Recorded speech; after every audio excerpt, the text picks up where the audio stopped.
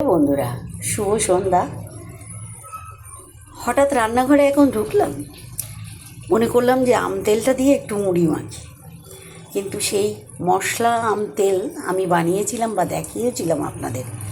আম তেলটার মধ্যে যেন মনে হচ্ছে মানে আমি এই জানলাটায়, রান্নাঘরের এই জানলাটার এখানে রাখি রোদ্দুর আসে বলে, কিন্তু ওই রোদ্দুর ঢাকনা সমেত লাগিয়ে দিই, তো যেন মনে হচ্ছে যে একটু ঘাম ঘাম জল জল কিছু যেন মনে হলো যে একটু ডিস্টার্ব হতে পারে।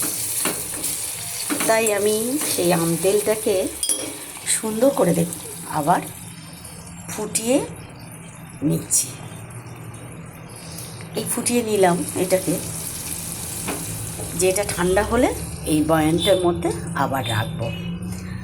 তাই আপনাদের দেখাচ্ছি যে আমরা সবসময়, আমাদের ডাস্টবিন তো বিশাল কিছু নয়, তবে আমাদের কাছে রান্নাঘরের মধ্যে রাখা সব সময় ছোটোখাটো জিনিস জন্য আমি একটা ডাস্টবিন বানিয়েছি। দেখুন, ডাস্টবিনটা হলো এই যে আমি এখন রান্নাঘর পরিষ্কার করতে এসেছি, শাড়িটা ছাড়লাম, এর মনে হলো যে রান্নাঘরটাকে সুন্দর করে ফেলি, গিয়ে ডাস্টবিনে যে ময়লাগুলো ছিল সেটাকে ফেলে দিলাম, দিয়ে আবার একটা ছোট্ট ছোট্ট আমাদের কত ক্যারি পেপার থাকে, সেই ছোট্ট ক্যারি পেপার এর মধ্যে ঢুকিয়ে দিলাম, দিয়ে এই জায়গায় তুলে দিলাম ছোট্ট ময়লাগুলো ফেলার জন্য।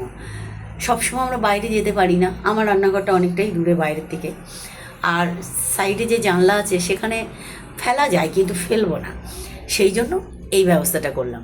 বলুন তো এই টিপসটা কেমন হলো? এই আমি দিয়ে দিলাম এর মধ্যে, এখানে যা যা ছোটোখাটো জিনিস আছে ফেলার, এগুলোকে এই ডাস্টবিনের মধ্যে ফেললাম। এটাকে যখন তখন তুলে ফেলে দেব। এই বলুন তো এই টিপসটা আপনাদের কেমন লাগলো? আর আমার অভ্যাস সেটাই, রাত্রিরে আমি ঘর গোছানো, রান্নাঘর, কিছু কিছু জিনিসের কাজ আমি রাত্রিরে করি, তাই সেটাই এখন করছি। ঠিক আছে, আপনারা সাথে থাকুন, ভালো থাকবেন, আর এই টিপসটা কেমন লাগলো আমাকে জানাবেন।